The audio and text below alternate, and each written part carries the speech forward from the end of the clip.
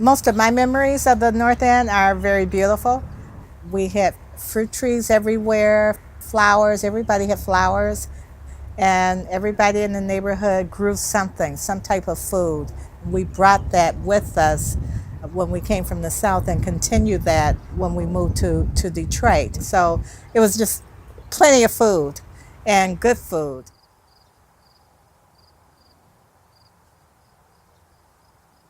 In the city of Detroit, we're living on land that was occupied by indigenous people prior to the colonization by the French, some of whom did farming.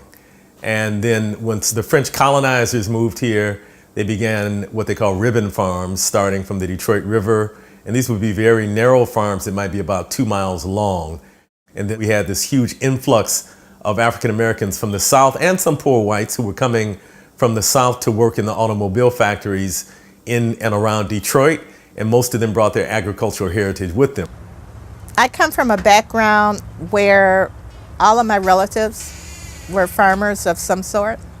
My grandfather had his own little farm where they grew all of the food that we ate.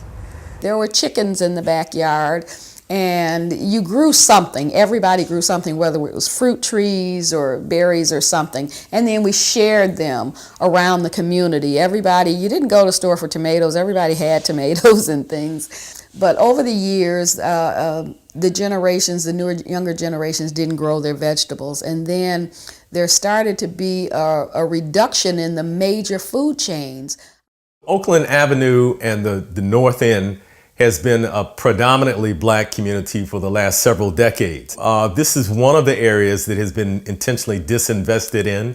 And if you go up and down Oakland Avenue, you'll see a number of vacant buildings. You'll see a lot of blighted properties. The Oakland Avenue Farm was started in 2008 and inviting people from the community to come in and talk about what we could do with the land that was vacant on Oakland between the church and the nearest commercial business, 10 vacant lots. The Oakland Urban Farm is it's a place where people in the community try to react to the fact that they couldn't have fresh food.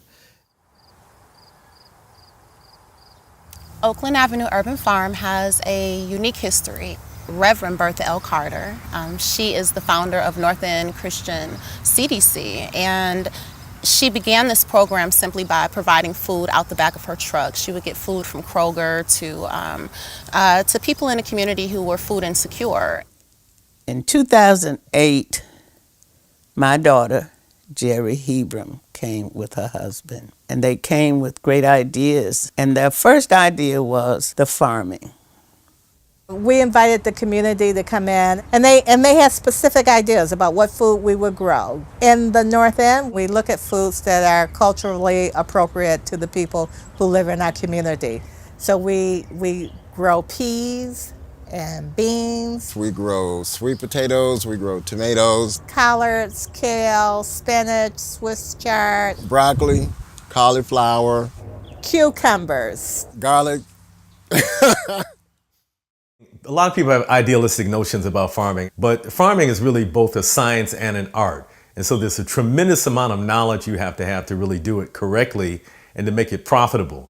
Of course, we are grant funded currently, and grant funding is 80% of our funding source right now, but we are backing that out. We are trying to reverse that so that we are more sustainable, 80%, and maybe grant funded 20%.